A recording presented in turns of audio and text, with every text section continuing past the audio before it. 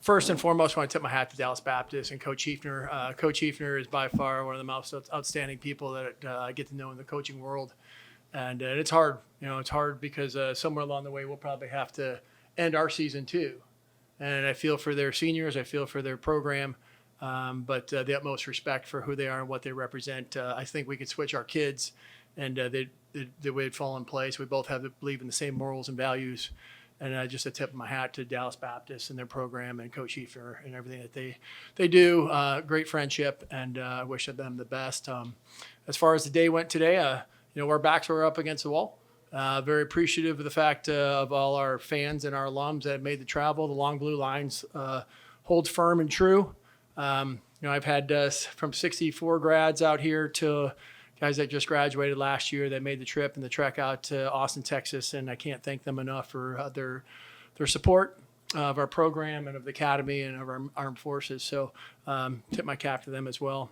In regards to the game today, Doyle, he pitched unbelievable.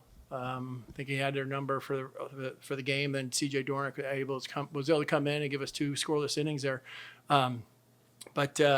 A little offense provided. We had 2 outs and we got 1 across, and it's always nice to score first. We're big believers in the Cobra Kai, strike first. So really get on the scoreboard first and then put up a 4 spot with a couple home runs. And from there, we didn't take our foot off the gas at all, but we just couldn't get any runs home. And we did strand a lot of runners, which moving forward, we're going to have to at least execute with 2 outs and score some runs. That's my take so far. Nick Sistri, Air Force. After yesterday, you guys didn't quite play the kind of game that, I think Falcons fans have been accustomed to over probably the last month or so. To come into today, like you said, with your backs up against the wall, to play great defense, have great pitching, timely hitting. What does that say about those guys in that dugout? The grit and resiliency, that's expected at the academy for all cadets, that they're going to go through so many different trials and tribulations, the ups and downs. And, yesterday wasn't the outcome that we wanted. And we didn't play great defense and didn't have a great pitching performance. But to be able to respond the way we did today, I'm very proud of our guys. And as we move forward, this is a journey. And I think the world of our kids and what they're going to go do for our country. And that's something that, I don't want to take anyone to take that for granted. I got to serve. I got to fight. I'll never take the uniform off, even though I'm retired. And a lot of people don't understand what these kids have signed up to do.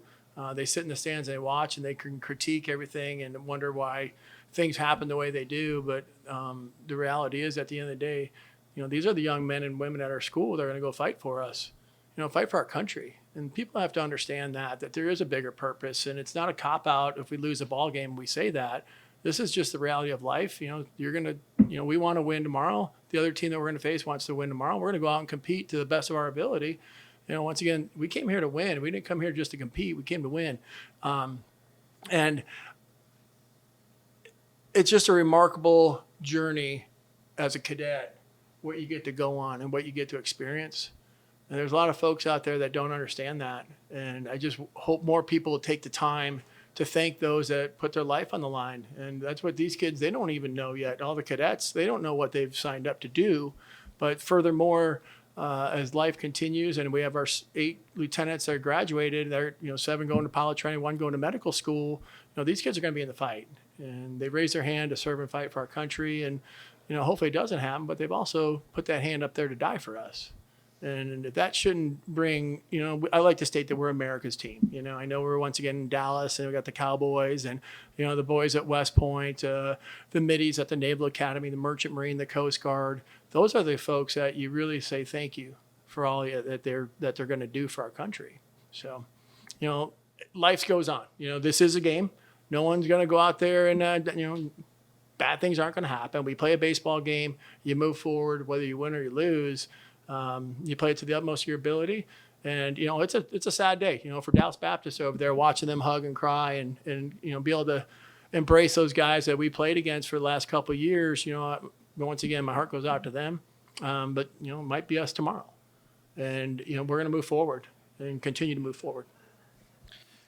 Doyle, combining today with your start last weekend, that's now 14 and a third innings, 20 strikeouts, 1 run over your last 2 starts.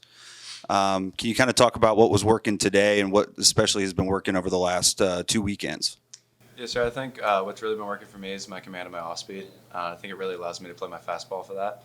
And so just being able to command that off speed early and often for strikes and as well for strikeout pitches has really helped me the last 2 weeks.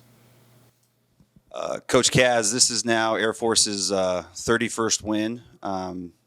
That's the most ever by the Falcons in a single season. Can you kind of just talk about what it means to do that with this group, especially? And are you surprised or not that this group of guys would have been the ones to do that? I'll be honest, I didn't even know that. We don't really look at the wins and losses. It's day by day, game by game, and how you play. So, congratulations to them. We're a very talented team. And kind of the expectation is we should be there. We do set forth a tough schedule, and I think it's important for these young men to understand what it means to compete. So when we go out scheduling, we want to schedule the best teams in the country. Because once again, sorry to keep saying once again, but this is so much bigger. This is bigger. These kids are going to go fight, so we got to learn how to fight on the friendly field of strife, and that's what they're getting to do. And we're going to continue to play a really hard schedule. And yes, you got to figure out how you define success. You got to figure out how you define winning. And at the end of the day, too, it's not always just about the darn scoreboard. We're developing leaders of character. We're developing young men that are going to go fight for our country. So, if we're 500 but we're playing a great schedule, congratulations to us. If we're below 500, we play a great schedule, congratulations to us. We're a little above 500, congratulations to us. That's as easy as I can state it and make it. I'm going to be proud of our kids, whether we're 5-50 or 50-5, because the type of men that we're developing, these are going to be our darn war fighters, and they're going to learn how to fight. And they're, on the friendly fields of strife, they learn how to fight to further their ability to project our nation's dominance.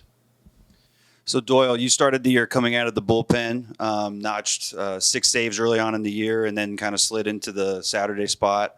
Is there any kind of difference for you in terms of how you prepare, what your mindset is coming out of the pen versus starting on the mound right as the game gets going? Yes, sir. I think out of the pen, I use adrenaline a lot. I come in from 1 inning, maybe 2, to close the games out, and that was super fun. It was a really cool experience. I've never been able to really come out of the pen like that. And I think starting, it's a kind of a different mindset, but at the same time, you still have to have that killer mentality coming from the first inning. Like Kaz always says, it starts on the mound, and so for me to come out there, my first couple starts weren't as good as I hoped, and then I think kind of made the adjustment mentally, and that really helped me out. Thanks, guys. Okay. Thank you.